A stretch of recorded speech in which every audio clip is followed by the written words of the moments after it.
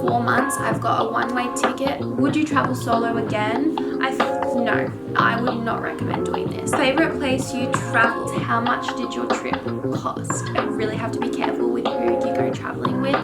Hello you guys and welcome back to my channel. My name is Katie. If you are new here, make sure to subscribe, give this video a thumbs up.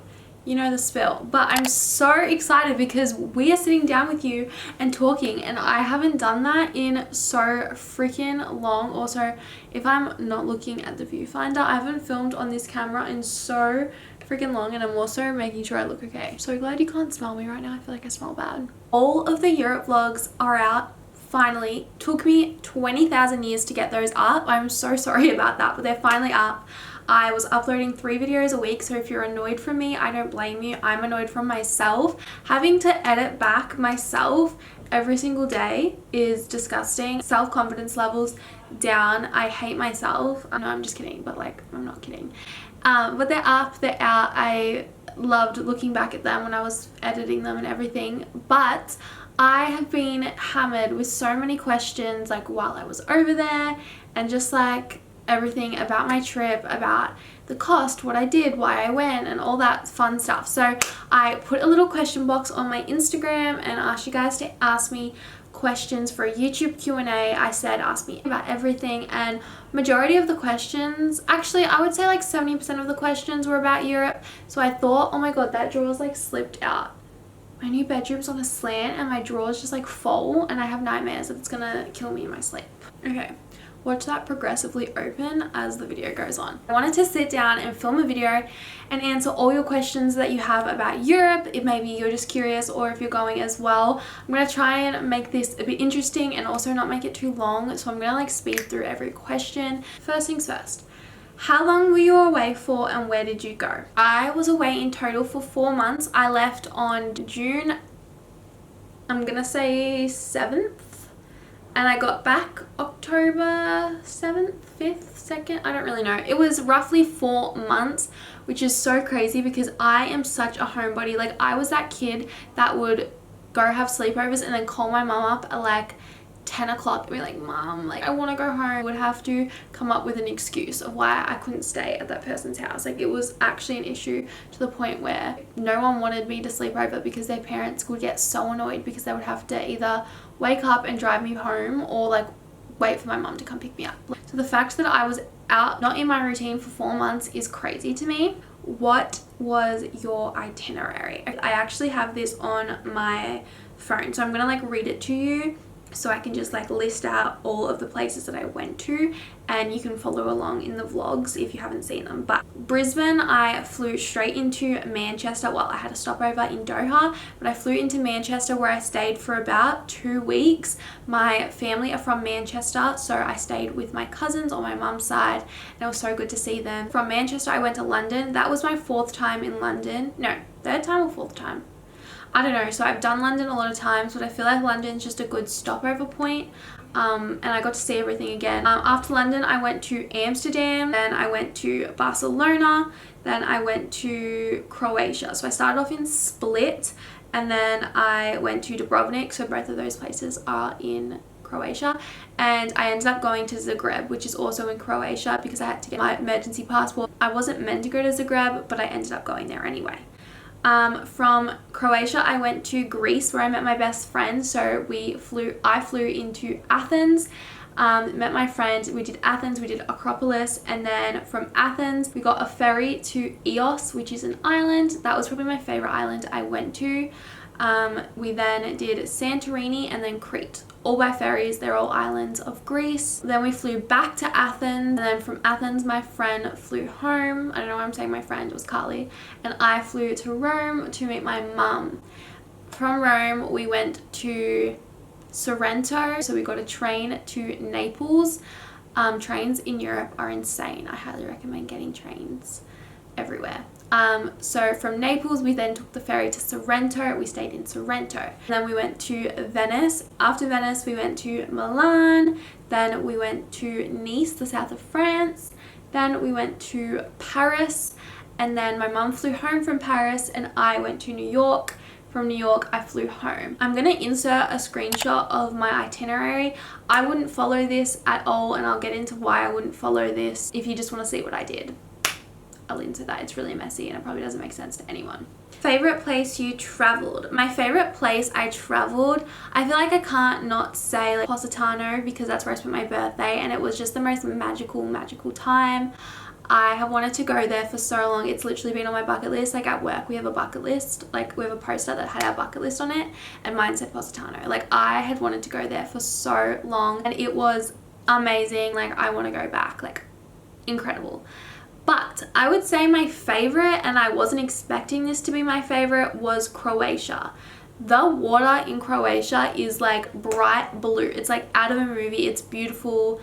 It was really cheap actually, and like the national park that I went to, called, I don't know how to say it, was literally stunning. If you have a chance to go here, I 100% would. It reminded me of like Mako mermaids and H2O. I literally wanted to dive in, but you're not allowed to swim there. There are so many beautiful national parks in Croatia, and I really want to go back and take my family because I just feel like they would love it. It was the only national park I did, but there is also another famous one called Krka, I don't really know how to say it, which you used to be able to swim at, but you can't anymore. Yeah, I would probably say Croatia was my favorite, and it surprised me so much. Your least favorite place you traveled? Every single place that I traveled, I loved and I wanted to go to so bad. When I was planning this trip and planning where I wanted to go to, I kind of just looked at the long list that I have on my phone of everywhere that I want to go and just picked places that were kind of near each other and that were like the number one place I wanted to go, and curated my trip basically. So there was no place that I went to that I didn't want to go to, but if I had to pick one that was my least favorite, I would say it was Amsterdam. Nothing against Amsterdam, like I feel bad for saying that, but the day that I got into Amsterdam was probably one of the worst days I had whilst I was traveling. Not as bad as the day that I lost my passport, but a close second. Everything that could have gone wrong just went wrong. I also was really sick in Amsterdam, so I think that tampered my trip a lot. I started getting really homesick in Amsterdam. I don't smoke weed, and I didn't smoke weed while I was there, but if that's something you're into, then you would probably like Amsterdam a lot better. I feel like that's pretty obvious. Saw the red light district, but I didn't go at night just because I was by myself, and my mum said she wasn't really comfortable with me going by myself at night.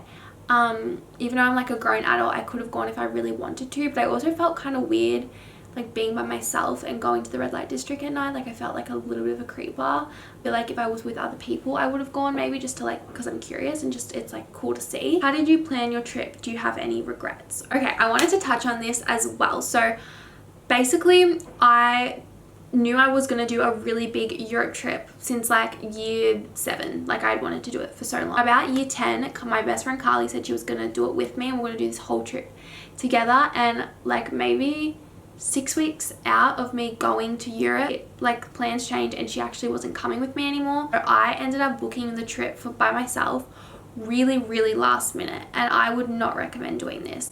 I feel like, especially with the situation that we are in right now post-COVID, prices of plane tickets, even from like here to Melbourne, are so expensive, like domestic flights, international flights. And when I was speaking to my travel agent, I went in with 6 weeks to go just to like gauge prices, and she basically said if you don't book now, 1, you might not get a flight, and 2, they're just going to keep going up. So I ended up paying like nearly double of what I should have paid if I had gone like 4 years earlier. We're planning on booking trips to anywhere, whether it's like literally a weekend trip or international. I highly recommend booking your flights like honestly a year in advance if you can, because they just creep up in price. And my travel agent said it's just going to happen for the next few years post-COVID because places are trying to make back money. And also there are so many people that couldn't travel for so long, so they're all traveling now. Yeah, I ended up going to the travel agent just to like see what I wanted to do, suss out my options, and then going there and being like, okay, shit, I need to get my shit together and actually book them. So I ended up booking them the next day. I was like, okay, I have 4 months. I've got a one-way ticket at the moment to go to Europe. Like I didn't book return because I wasn't sure what day I was coming home, where I was going, and it was just like so crazy.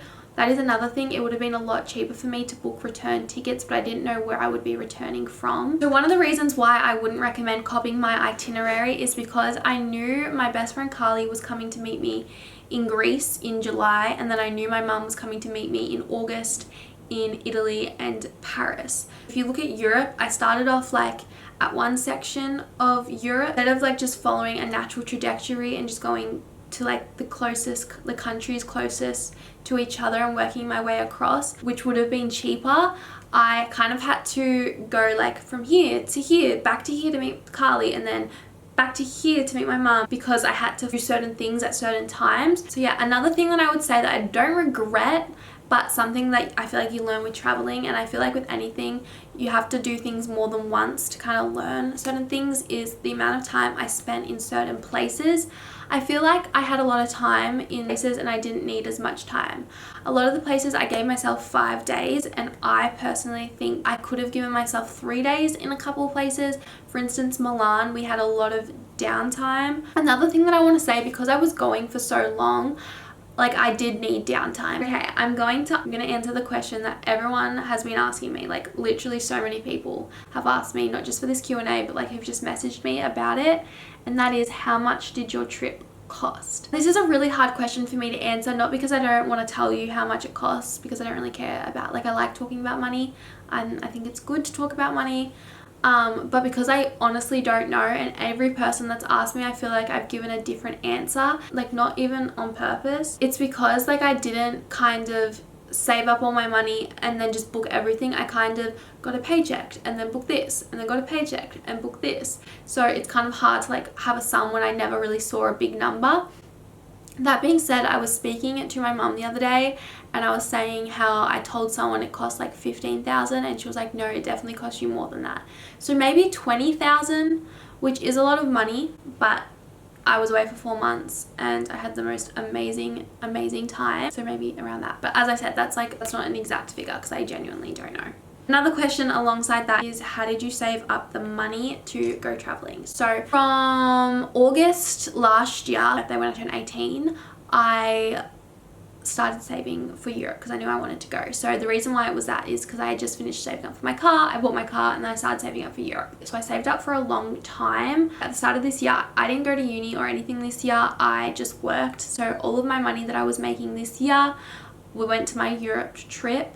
Another thing about me is I don't drink and I don't go out. So I could save a lot of my paycheck. I feel like you don't realize how much money you spend when you go out drinking and all of that, which I'm not like saying is a bad thing. Like if 100%, like so many people love doing that and that's so fine. And if I did love doing that, then I would spend my money on that. But for me, I love traveling. So yeah, you've got to like kind of think like, what would you rather do? Another thing is, I feel like the main place where my money goes to now is clothes. I have a shopping addiction. All of this year before I went on my trip, I did not buy myself any clothes. Like literally did not buy myself anything. I really reined it in, and actually to the point where I think it wasn't that healthy, because you know when people are on really strict diets and they end up binging, I literally did that with money, as in I didn't buy myself anything. I saved literally like 100% of my paycheck every single week for my Europe trip, and then like 2 weeks out I ended up buying a $300 blazer.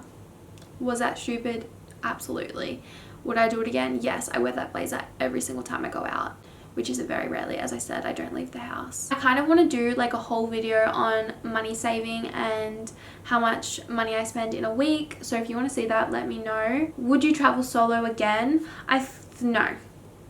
Not that I didn't enjoy traveling solo, but it's really hard, and I am a really independent person and I found it hard. I just think I know that I would enjoy trips with someone rather than being solo, and that's just me. I'm so glad I did it. I learned so much about myself, grew so much as a person, but I probably wouldn't do it again Best tips for traveling around Europe solo. My best tips are to FaceTime people. Whenever I got the tiniest bit homesick, I would just FaceTime someone, mainly my mum, and I would feel so much better instantly. Read books. Honestly, I know this sounds so sad and so literally so sad, but when I read books, I felt like the characters were my friends, and then I had friends and I was like traveling with people. So I read books the whole time I was away.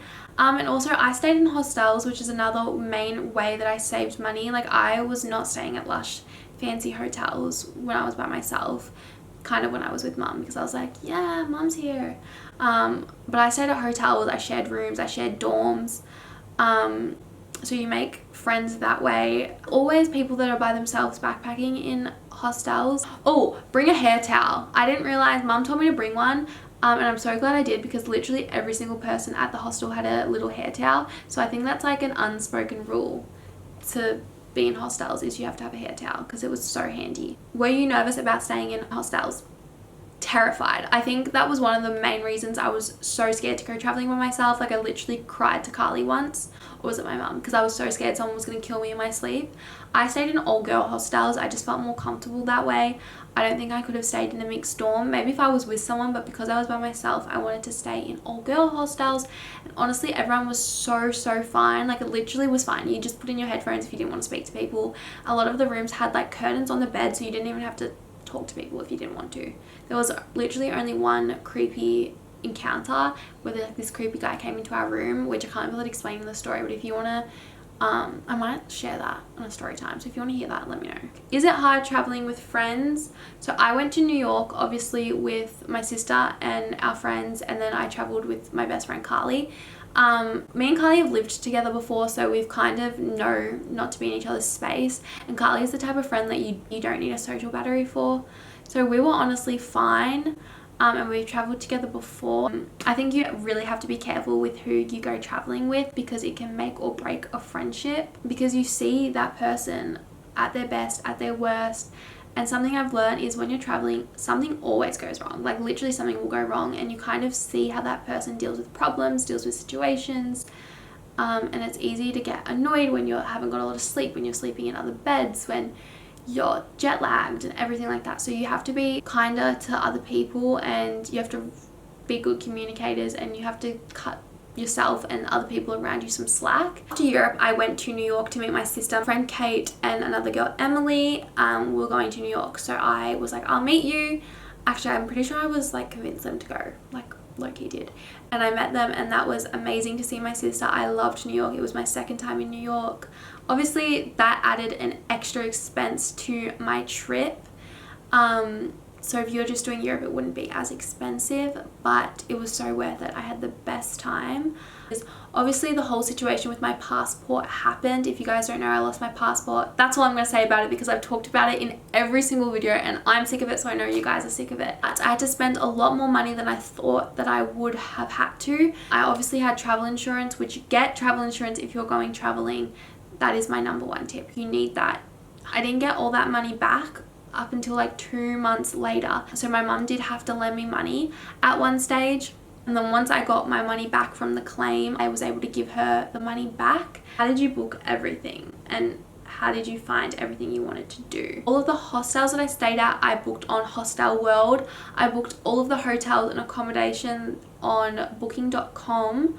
All of the flights that I did, I booked on Skyscanner. That is my favorite place to buy flights. It shows up all the deals, and 100% has the cheapest flights that I've personally found. Like, is so much more cheaper than every other flight website. The main flight from Australia to Manchester, I booked at Flight Centre. So I went into the travel agent and they booked it for me, but everything else I booked myself. All the tours that I did, I went snorkeling, I did a zip line tour. I booked all of that online from 2 different websites. I used VA Tour and getyourguide.com. Those are amazing websites, and if you're ever going traveling, just search the city that you're going to be in, and they have so many amazing tours on there. Yeah, I think that's everything I wanted to talk to you guys about, and thank you guys so much for watching, and yeah, bye guys.